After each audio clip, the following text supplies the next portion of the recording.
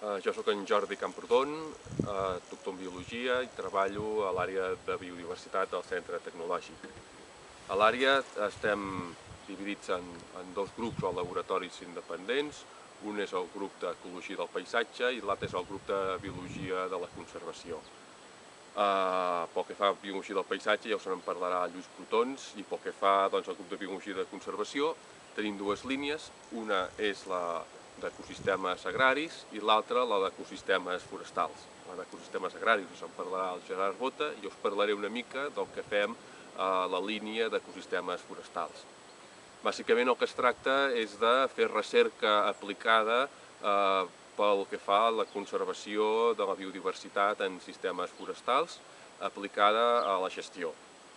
Llavors fem estudis d'espècies amenaçades, com puguin ser els ratpenats forestals o puguin ser el gall fer o diferents espècies de picot, que ens serveixen una mica per avaluar el seu estat de conservació.